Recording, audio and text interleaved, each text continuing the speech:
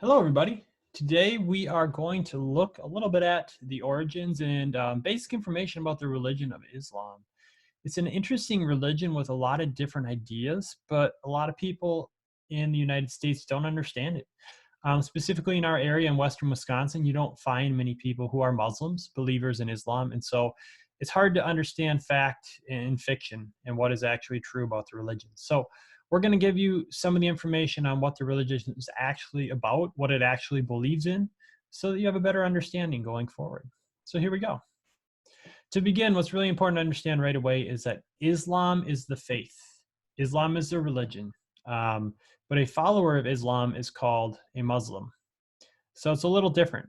With Judaism, the faith is the Jewish faith, and a person's called a Jew. With Christianity, it's a Christian. With Buddhism, it's a Buddhist. With Hinduism, it's a Hindu. This is different. So Islam is a religion, the person is a Muslim. So you never ask somebody, are you in Islam? Because you would be asking them if they're a religion, which doesn't make sense. You would say, are you Muslim? So Muslim is a follower, and the faith is Islam. Origins.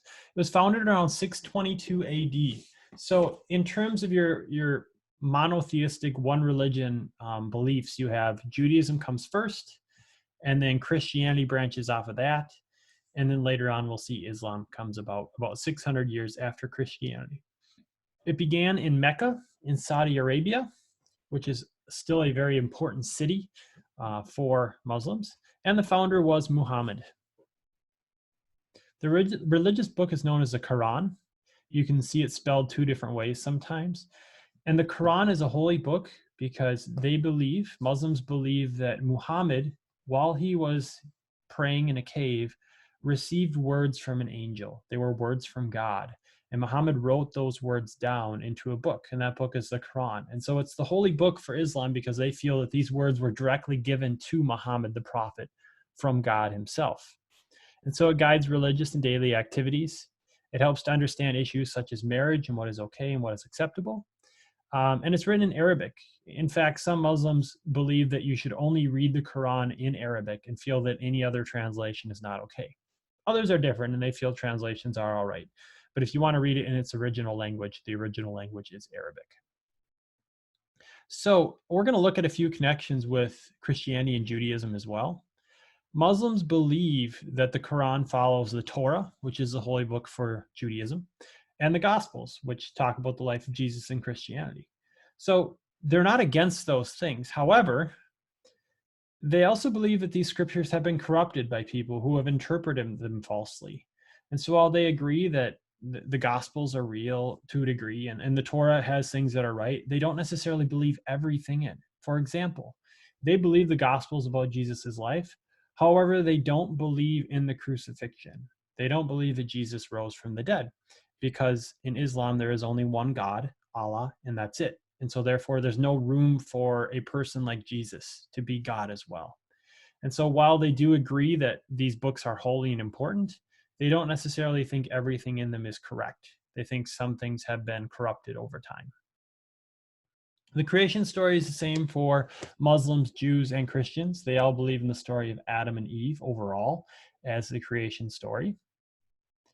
And the connections, Christianity, Judaism, Islam, they all come from the same family tree to a degree. And so here's what we have. There's a man named Abraham. You can read about this in the Torah, the Jewish holy text. And Abraham was married to Sarah. And Sarah was not able to have a child. And in those days, it was seen as a shame not to be able to have a child, as if God hated you. And so Sarah, I'm not even making this up, it's what it says. Sarah asked Abraham to sleep with their servant Hagar. So they sleep together and they have Ishmael. And at this point, Hagar is kind of making fun of Sarah because she can't have a child. And then God gives Sarah a child in her old age who is Isaac. Isaac goes on to have David, who becomes King David. And from David's family line comes Jesus and comes Christianity. From David also comes Judaism. The belief is that from Ishmael, some of the first beliefs about Islam begin. And so you see that all three of these religions can go back to Abraham. And in fact, all three of them will say that Abraham is a very important founder to their faith, which is kind of interesting. Denominations of Islam, there are two major ones, Sunni and Shia. Sometimes the Shia are called the Shiites as well. And there are your two main branches. So moving forward, their holy building is called a mosque. Usually you'll see a dome and you'll see prayer towers on the side as well. So we'll go through some of the parts. The dome is a staple feature that you normally see. The minarets are tall, skinny towers. They are used as a place for a call to prayer. In olden times, people would go up to the top, and in a Muslim community, they would yell out the prayers to other people. Nowadays, in the top of these towers, they have speakers. And so when it's one of the 5 times a day that you're supposed to pray, they will have in Muslim cities these speakers going, and everybody in the city can stop what they're doing and pray together and things like that. So in the mosque, there is a mihrab, which is a semicircle niche, which shows you the direction that Mecca is. Mecca is their holiest city in Saudi Arabia. And there's a minbar, which is the pulpit for the imam. The imam is the leader. The word literally in Arabic means leader. And unlike Christianity and Judaism, where a rabbi or a priest or a preacher or bishop may go to school to become that, in Islam, the imam is usually somebody in the community who has a good reputation, who is an upstanding citizen, who seems to know the religion very well, but they're not necessarily somebody who's gone to school for 10 years to become that. These symbols, we have the crescent and star and the Kaaba. The Kaaba is a holy place, and it's going to be a big part of the Hajj, the pilgrimage to Mecca, which you'll see a video about later on. Main beliefs, here we go. Number 1, God is one, all-powerful, all-knowing, creator of all. He has no offspring. He has no human characteristics. Therefore, unlike Christians, they do not believe that Jesus is God. They do really look up to Jesus. They feel he is a very holy prophet. I remember talking to a friend who's Muslim about this. And Islam really does say that Jesus was a holy man. But they would argue that where the Bible has Jesus talking about himself as God, that's false. That's not what Jesus would have said, because he believes in God, Allah, who is one God. So they see Jesus in a very different way than Christians do. They also don't feel that there is a Holy Spirit, because that would mean that God is not one in their idea. And therefore, that doesn't fit their religion. They believe that God provided divine books, which we talked about, the Quran, the Gospels, the Torah. They believe the only one that's not tainted is the Quran. That is the only one that is perfectly pure. And they believe in the prophets of the Old Testament, of the New Testament, and they believe the last prophet is Muhammad, and he is the most important prophet of all. They believe in heaven and hell. And Muslims also believe that everything happens according to God's desire, but we have free will within that. And so people still have the choices to make what they want happen. The really big beliefs of Islam, and this is what the whole section of this unit online will be about, are the 5 main practices, the 5 pillars. So here's what we have. The first one is a declaration of faith. Excuse me, a little yawn there. The first one is a declaration of faith. And this is something that you have to recite. You're supposed to memorize it. The second one is you're supposed to pray 5 times a day. And that begins in the early morning and ends later on at night. And these are specific times a day, depending on where you live, that you're supposed to pray. And so you kind of stop everything to do that. In Muslim countries, you'll literally see the towns sometimes kind of stop as everybody prays together. Whereas in America, sometimes people just kind of slip out for a little bit. I remember when my friend Amir was living with me, he's Muslim. Sometimes he would just kind of disappear, and I would look, and he went into his bedroom and he had a prayer mat down and he was praying during one of his 5 times of prayer a day.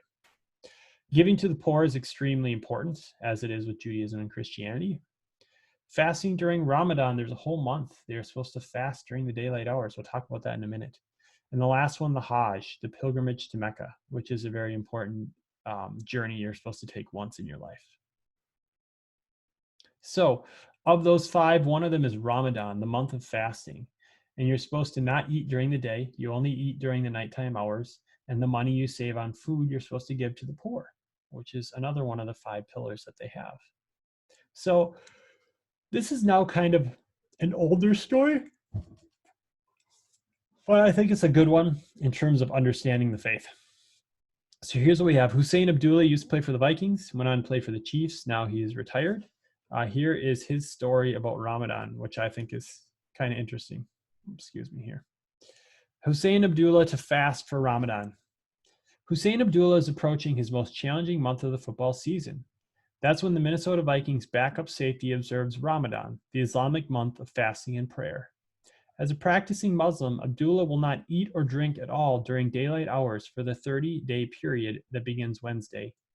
Even while sprinting in the heat and humidity during drills, sometimes in full pads, Abdullah is adamant about his faith. He will not allow himself so much as a cup of water until the sun sets and before it rises. I'm putting nothing before God, nothing before my religion, Abdullah said. This is something I choose to do, not something I have to do. So I'm always going to fast. This time, the Vikings will be better able to help him handle the lack of nourishment. Last year, it occurred in early September, and we saw a dip in his performance, Coach Brad Childress said. We said, what's wrong with Hussein Abdullah? It doesn't seem like he has enough spunk. Abdullah worked recently with the team's nutritionist on a meal and hydration plan to make sure he gets enough calories to maintain his energy, stamina, and health in the coming weeks. He'll eat a big breakfast and a big dinner, when it's dark, of course, and get up in the middle of the night to take a protein shake. I think we have our arms around it when he is going to wake up and when he is going to eat and what we can pack on him before the sun comes up, Childress said. Last year, he was shouldering it all by himself. He's playing well. He's a good special teams player. He's interchangeable and can be in the emergency nickel situation because he's a smart guy. He's got a great football instinct. He is the guy you pull for. And so it kind of shows you how important Ramadan can be for them. You put yourself in Hussein Abdullah's shoes. There's all kinds of people that would love to have the job and love to be in the NFL, and it's so hard to get to that point. And now by fasting, he's physically putting himself at a disadvantage of maybe not having as much energy. But it shows, he says it right there. He says, I'm not going to put anything before God. So Ramadan is a very important month for Muslims. It's a difficult one in that, you're working off of less energy, but one that shows their dedication to their God, to say the least. So a few rites of passage that you have in life in Islam. The first one, Akikah, is the ceremony for devout Muslims 7 days after birth. The child is given a Muslim name. The baby's head is shaved. We see these events in other religions as well. Christianity has a baptism or a christening, that kind of thing.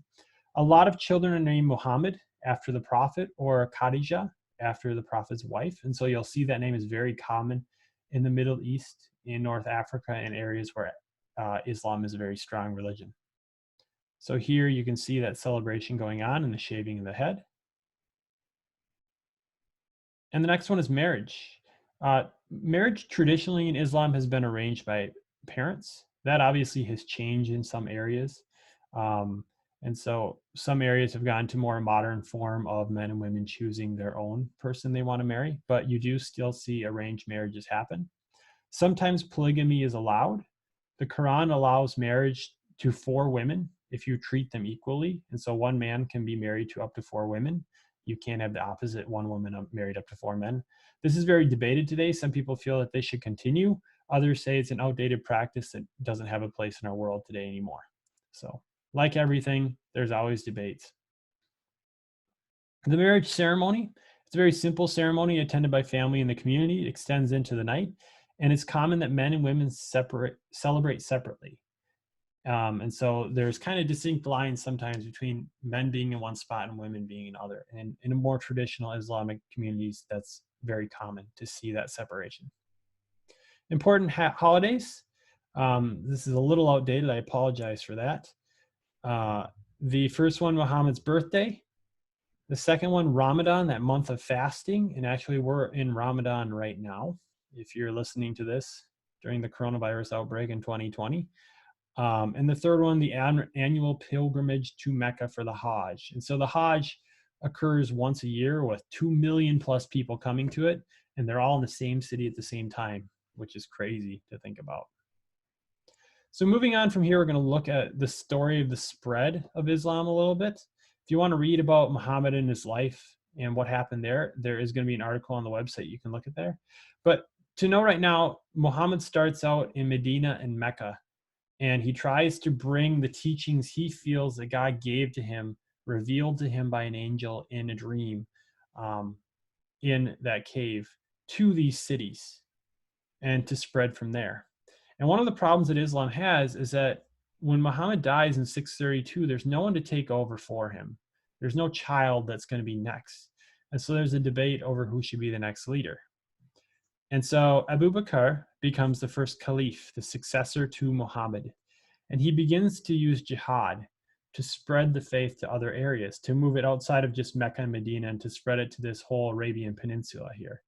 Now, jihad sometimes is called a holy war against neighboring people. Jihad has a lot of different meanings, and so we're going to talk about the other meanings as well. But we start to see that violence is used to spread the faith with Abu Bakr. Next is Umar. He takes control of the Holy Land and major portions of Iraq and Iran, and so he continues to spread the faith. And next we have Uthman Affan, the third caliph. Now, Uthman was a Muslim, but at one point his family opposed Muhammad. And so Caliph is a leader, so he's the third leader. So some people are really opposed to this because his family had opposed Muhammad. They don't feel that he should be allowed to be the Caliph, the leader. And as a result of these arguments, he's assassinated, he's killed. And you can see here the different progress we had. Here is Islam under Muhammad's control. And then under Abu Bakr, we have this area was taken over. Umar continues that, and Uthman expands it even more. And so whenever you look at this, you have to think about two things. Number one, the goal is to spread the religion. Obviously, that's part of it, but this is political as well. You have a government that's expanding here and taking over new territories and gaining more resources. And so while you can look at it as just a religious event, it certainly is a government event too, because they're taking new territory. Now, the fourth caliph, Ali, this is when we start to have some problems. Well, we already did, because one was assassinated. Now, Ali is the son of Muhammad's uncle. He believes that he should be the next caliph, the next leader, because he's related to Muslims. And a large group of people agree with him. Relatives to Uthman, who was assassinated, they don't agree. And so the groups come together. Ali's group and the relatives of Uthman, they come together to negotiate. And one group does not like that they are negotiating, so Ali is stabbed. So we have a second leader is killed here, which is no good. And out of this, two groups form. Followers of Ali become known as the Shia or the Shiites. And they believe that the leader of Islam should be a descendant of Muhammad. They are now a minority. And so if you look at this, this happened in 660, really, 661. The first group are the Shia. The second group are the Sunni. They're a larger group, and they feel that the caliphs must be descendants. Sorry, I said that wrong. They do not feel that the caliph needs to be a descendant of Muhammad. And so they feel it should be someone who has good merit, good character, and that can be the leader of the faith.